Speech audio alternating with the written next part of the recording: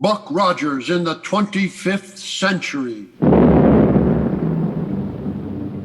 Buck Rogers is back on the air. Buck and Wilma and all their fascinating friends and mysterious enemies in the super scientific 25th century. And now for Buck Rogers and his thrilling adventures 500 years in the future.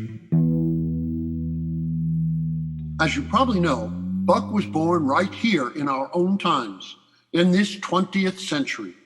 And the story of how he got started on his amazing adventures so far in the futures is mighty interesting. But instead of telling you about it, let's turn the dial and we'll project us ahead in time and find out all about it that way. Now the capital of 25th century America is Niagara, and there is Dr. Year, the greatest scientist, his marvelous laboratory. In one room of it, he's working on a strange-looking device that sends a peculiar greenish light down onto a human figure lying on a table before him. Shall we join him there? Okay, then. Here we go. 500 years in the future.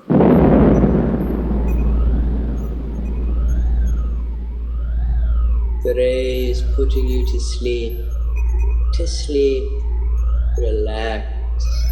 And sleep. Sleep. Sleep. Good. The ray's had its effect. Now I can go ahead and... Yes, come in. Oh, hello, Wilma. Hello, Dr. Year. Why don't you have more light in here? Coming in from outside, I can hardly see a thing in the spooky greenish glow. A part of a little experiment I'm conducting. Oh. But tell me, have you seen anything of Black Barney here in Niagara? Why, no, hasn't given up his job of Prime Minister on Mars, has he? Oh, no, but one of his Martian rocket ship factories has worked out a new control device for me. I rather hoped he'd get here with it today. Oh. Meantime, I've made ready for final tests on this little invention here. Like to stay and see it? I'd love to, Doctor, and you know it. But I just dropped in to find out if you've seen any signs. Oh! Whoa, what's the matter? Doctor, what happened to him? Eh? Is he all right, Doctor? Oh, I see. What happened to him? Why is he lying here on this table? Now, don't worry, Wilma. Don't worry. Doctor, what are He you... has offered to be the subject of my test, that's all. But then, why is he... He's simply lying here, comfortably asleep, under the influence of my electro-hypnotic ray. Oh, I was afraid something had happened to him. Not a thing. Surely you don't think for a minute that I'd do anything to No, harm. of course not. But the electro-hypnotic ray... Are you sure this experiment won't hurt him in any way? Oh, absolutely sure. Well, you can't blame me for being a little shocked for a minute, but what's that thing up in your head that looks like a miniature power plant, with a loudspeaker on top of it? That, Wilma, is my latest scientific achievement. My newly perfected electro-hypno-mentelephone. Your what? Well, you remember the Mentelescope, don't you? Why, sure. When you put a person under the Mentelescope, all his memories showed up on a sort of moving picture screen. That's right. And this is an adaptation of it. With this, the electro-hypno-mentelephone, the memories of the subject will come to us verbally through the loudspeaker here. Provided, of course, that my calculations have been correct. Sort of read a person's mind aloud, you mean? Yes, that's it exactly. Where do you ever get ideas for things like this, Dr. Year? Surely people don't just barge in and ask for you to work them out. Hardly. The scientific research that led up to the development of this machine was started way back in the 20th century. Why, I always thought that the people back in the 20th century weren't much better than savages. And what they know about scientific things... Oh, no, not at all, Wilma. You owe a great deal to the scientists of those days. Were it not for the great groundwork laid by men like Einstein, Fitzgerald, Compton, Millikan, and the rest, why, we'd be without a great many of the things we have today. They never really got anywhere with rocket ship development or anything like that, though, did they? Well, successful rocket flight depends on two things that have been brought into existence only recently. One of them must be inertron. Yes, inertron. The material that defies gravity and makes it possible to lift a big spaceship off the Earth and away from its terrific gravitational pull, without too much wasted power. And what's the other? Impervium, the only metal capable of withstanding the high temperature of rocket blast for any length of time. Oh. But now, let's go ahead with this experiment. Yes, let's. And you can tell me how this apparatus works as we go along, and just what it does to him. Well, not very much to tell you about the apparatus itself, Wilma, except that here, in this little pad under his head, is an extremely sensitive and high-frequency response piezoelectric oscillator of quite complicated design. Yes, I guess so. Yes, and I succeed in tuning it to receive the minute electronic impulses that emanate from his brain. Yeah, okay. Through the medium of a super-radiating protonoformer. Yes, oh, I see. What? In other words, we're able to obtain sufficient amplification of the impulse output to register audibility through a process of thermionic node magnification. And that's all there is to it. I think I'll understand it better when I see this thing work. And I shall be very much disappointed if it doesn't. Don't you worry about that, Doctor. Your inventions always work. I have been rather lucky in most of my experiments, haven't I? Lucky? Now, let's proceed with this one. All right. Anything I can do to help? No thanks. First of all, we have to switch in the electronoformer. That electronoformer makes a sort of eerie sound. Yes. And now, when I switch on this microphone and speak to him, my words will be registered directly on his brain. Not through his ears, you understand, but directly on his brain. Uh-huh. And if we're successful, we'll receive his subconscious response through the loudspeaker. Go ahead, Doctor. Now. Young man, what is your name? I said, what is your name? Buck Rogers. Wilma, it works! Doctor? My invention's a success! Doctor, what happened? It works even better than I thought it would! He didn't even move his lips, though. How could we hear him talk if he didn't move his lips? It read his mind aloud, Wilma. It read his mind aloud! It sounded like his real voice, though. Well, of course, because he thinks of speech in the same manner that he utters it. Great day. It doesn't seem possible. Ask me some more questions. Yes, by all means. Listen. Buck, you were born back in the 20th century, were you not? Yes, sir. But this is the 25th century. You see, Wilma, his memory is preserved intact. May I ask him a question? Surely, go ahead. All right, go ahead.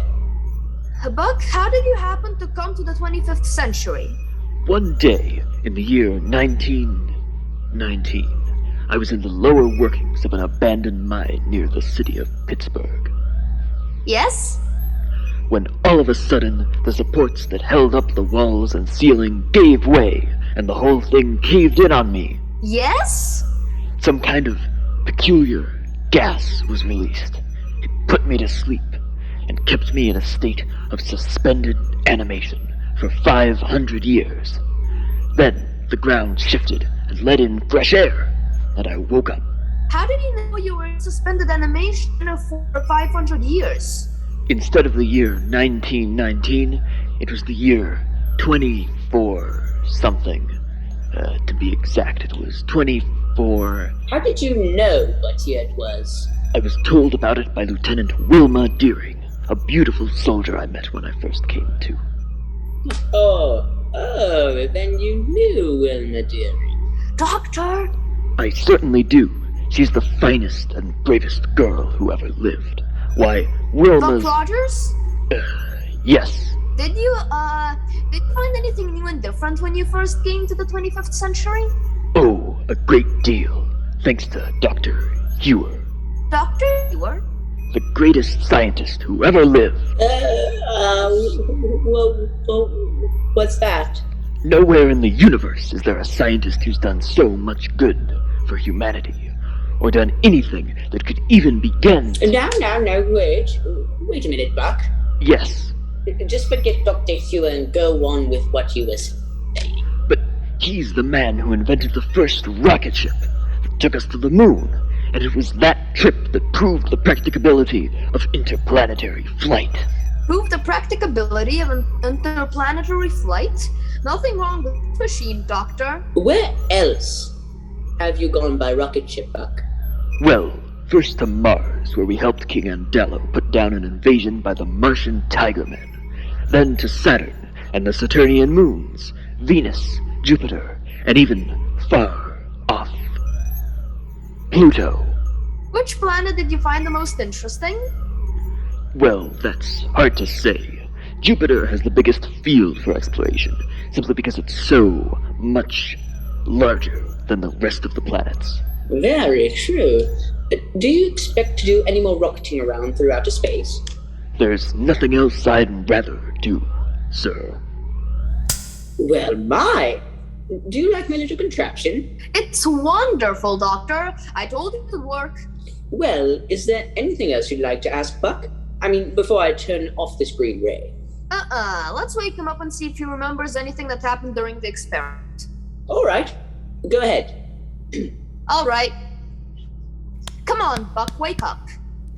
Huh? I say, wake up. You've been asleep. Sleep? Uh-huh. Oh, hello, Wilma. Hello. Where do you come from? What are you doing here? I've just been let in on the test of Dr. Hewer's Electro-hypno-mentalopho. Yes. Oh, doggone it. Instead of helping you with your test, I fell asleep. Say, I'm awfully sorry, Doctor. Sorry? Well, yes, sir. I was gonna help out. I put you to sleep with this machine. Oh, really? Right. I guess that's one on me, then. How'd it work? Even better than I expected. Well, good. Oh, it was marvelous, Buck. You told your whole life history without even opening your mouth. Hey now, wait a minute. It's all right, Buck. You didn't say a single thing you shouldn't have. Thank goodness for that. Say, let's put Wilma under it. Oh, no, you don't. You have to do something for excitement around here. Come on, Wilma. You're never satisfied unless there's something exciting going on, are you, Buck? Well, it's not as bad as all that, Doctor. But things have been sort of slow around here lately. Wait until we start making tests of the new type of gyro-cosmic relativator I've just devised. A new one? Isn't that the equipment of a rocket ship that makes it possible to take off without much loss of time for pickup? That's right. And without the usual physical effects of too quick acceleration, it removes from your ship the normal effects of weight and inertia and momentum and the like.